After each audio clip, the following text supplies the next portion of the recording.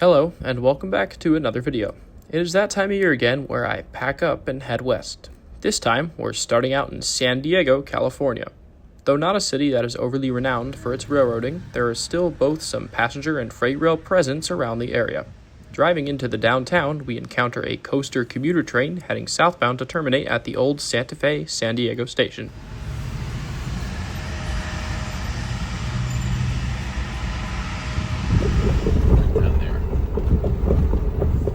Downtown is bisected by railroad tracks, both the Surf Line and the local light rail which feed into the passenger station, still proudly displaying the Santa Fe name on its roof. The 8th most populated city in the United States, San Diego was founded in 1769 and sits just a few miles away from the Mexican border. The city is home to a large naval presence at NAS North Island in Coronado, the large secondary base of the U.S. Pacific Fleet. Additionally, the mainland is lined with naval yards and dry docks, which we will see a bit later. The city's connection with the Navy is evident, as the USS Midway sits proudly on display downtown. Operating from 1945 until 1992, the Midway was the largest carrier in the world upon its completion just 8 days after World War II concluded and saw action in both the Vietnam War and the Persian Gulf.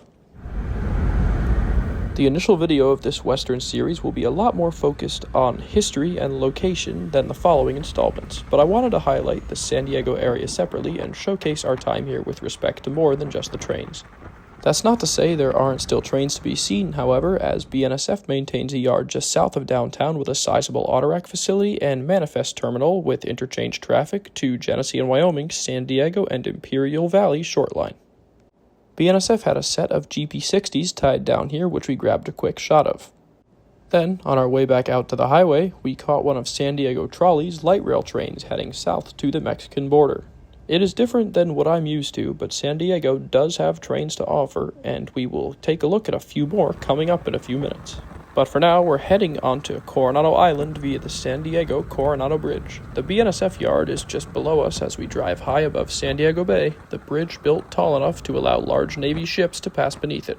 As we cross over the bay, you can get a glimpse at NAS North Island and the naval ships, including some aircraft carriers, parked for servicing. We would be staying the night at the historic Hotel del Coronado. Opened in 1888, it was at the time the largest hotel in the world, and it was designated a National Historic Landmark in 1977. Inside the beautiful main building, guests can get a tour of the hotel's nearly 130-year-old history. The architecture of the original structure is incredible, and it was a privilege to be able to stay here. From our room, we got more great views of the Navy in action as a destroyer and transport ship were out on the Pacific.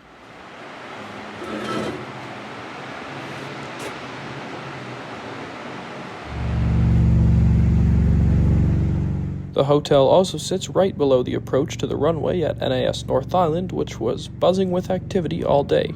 Coming in now was an Osprey vertical takeoff and landing aircraft flying the pattern.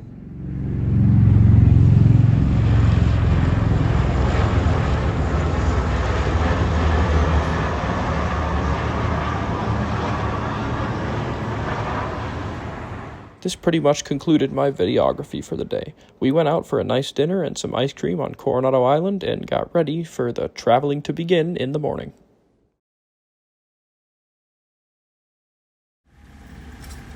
Rested after a good night's sleep, we prepared to leave the Del to begin our trip across the west coast. Our first stop was still on Coronado Island as we took a look at NAS North Island, the location where the film Top Gun Maverick was set. We also managed to get a look at one of the massive Nimitz-class aircraft carriers tied up at the base.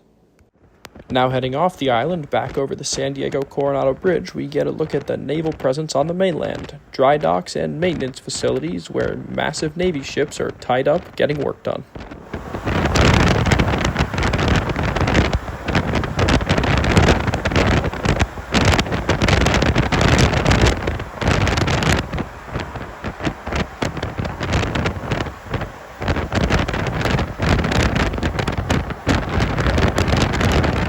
As a fan of military aviation and both Top Gun movies, there was one more stop that we had to check out before we headed off to the trains, and I think it was pretty worth it. Just 20 minutes north of downtown San Diego is Marine Corps Air Station Miramar. Miramar was home to the Top Gun School from 1969 until 1996 and is prominently featured in the original Top Gun movie from 1986. We pulled over at the end of the runway for only about 5 minutes and were treated to an afterburner F-18 takeoff and multiple F-35 landings. Seeing these planes up close was really cool, especially the ultra-modern stealth F-35.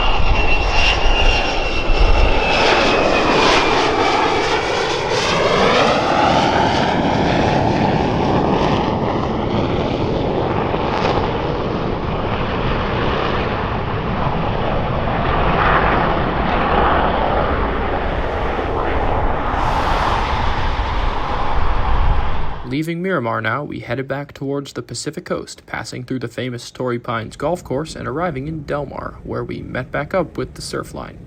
Owned in San Diego County by North County Transit District, the line is one of the most scenic in the country, running along the beaches and the cliffs of Southern California. It plays host to coaster commuter trains, Amtrak California's Pacific Surfliner, and BNSF freight trains. Closer to Los Angeles, the commuter service is replaced by Metrolink rather than the coaster.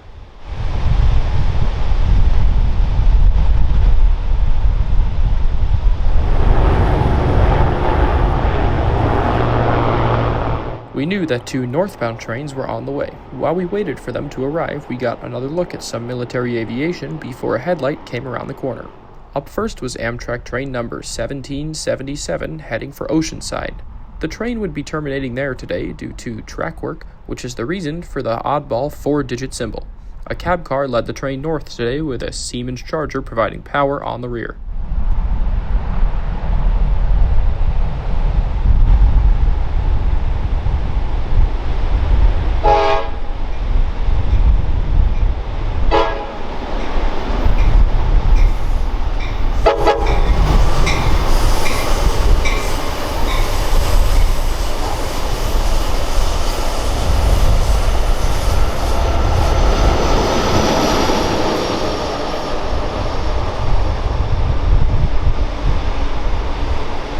About 20 minutes behind the Amtrak was a coaster commuter train, this one with a charger on the head end. Despite the June gloom gray conditions, the passengers on this train are treated to one of the most scenic rides in the country as they head north.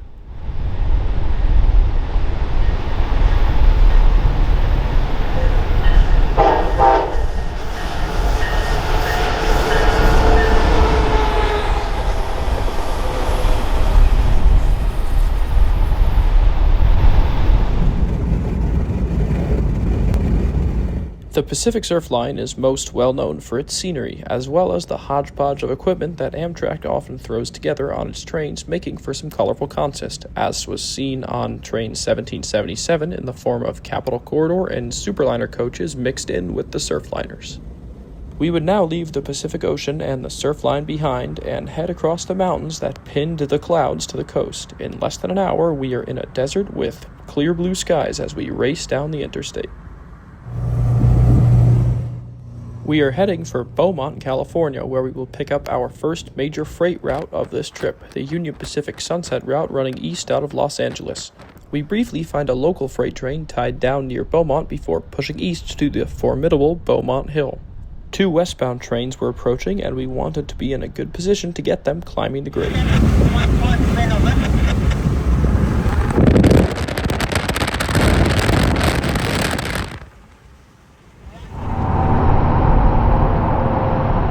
We made it just east of Cabazon, California when the first westbound arrived. Battling a 2% grade with 5 engines up front, this combo autorack and intermodal train put on a show.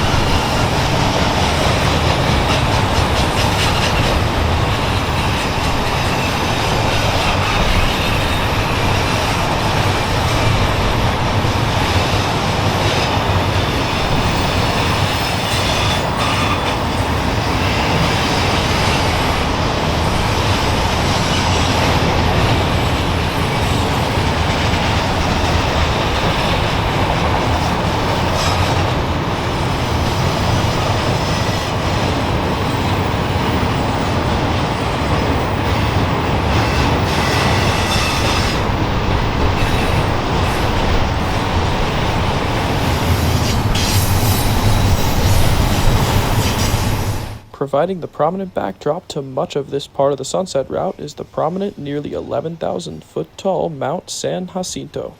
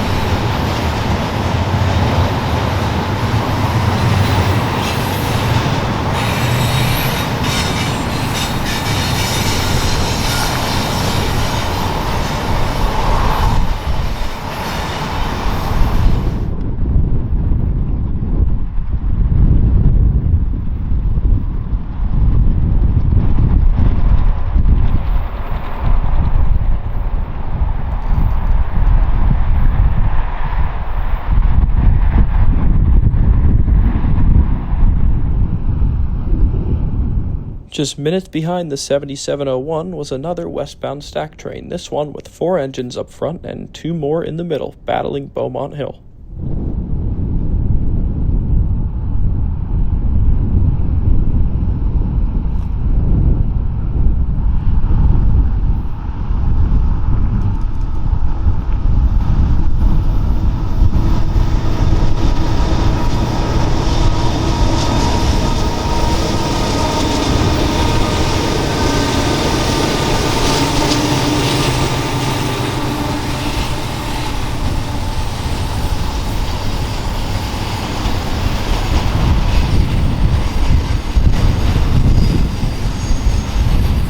Union Pacific is actively rebuilding thousands of its locomotives to update them to 2025 standards. There are 2 primary models of locomotive that are being upgraded, the AC4400CW and the C44-9W, both of which are being rebuilt to C44ACM models by Wabtec in Fort Worth, Texas. Of note, Union Pacific's rebuilds keep their original as-built road number, so it is easy to designate which type of locomotive the rebuild was before the work was done. For example, 6494 was an AC-44CW, while 9788, the second locomotive on the train, was a -9.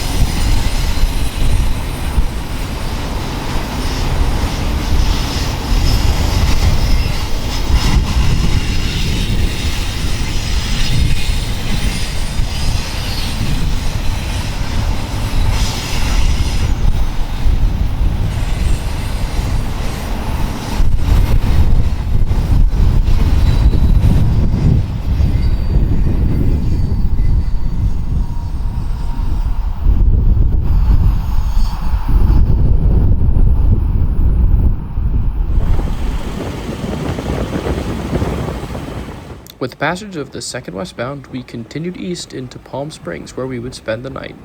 We had some dinner reservations in Palm Springs that would take up most of the evening, so we didn't get back out trackside till much later, when we caught a trio of eastbound trains at the Palm Springs Amtrak station. Up first was a manifest train with a freshly rebuilt -9 leading the way.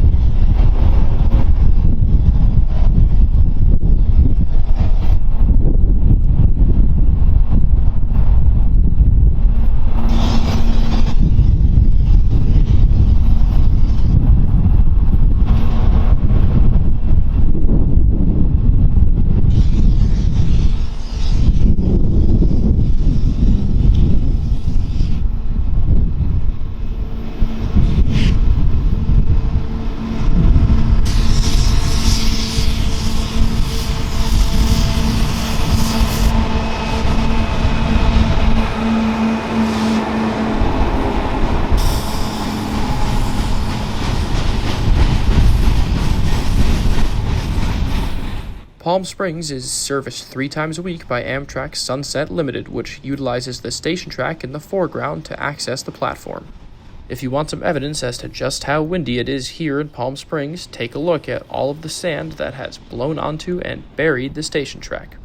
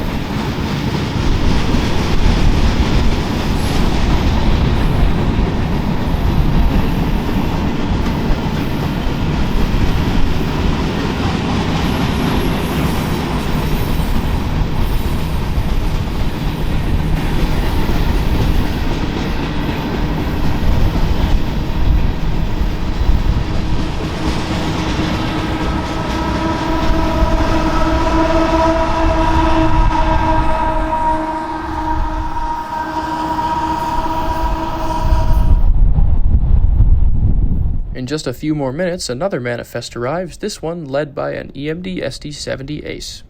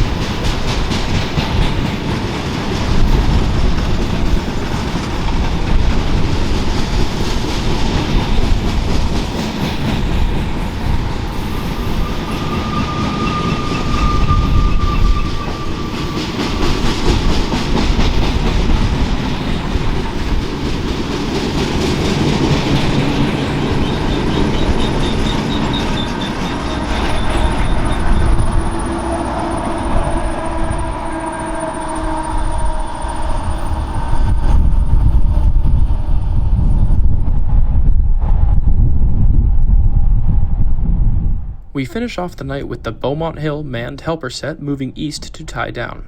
I know this was not a typical documentary-style video, and the focus was not solely on trains, but I hope you enjoyed this footage from Southern California, as it certainly was a fun couple of days. Stay tuned for a lot more footage coming from the American West in the coming weeks. Thank you for watching, and I'll see you soon.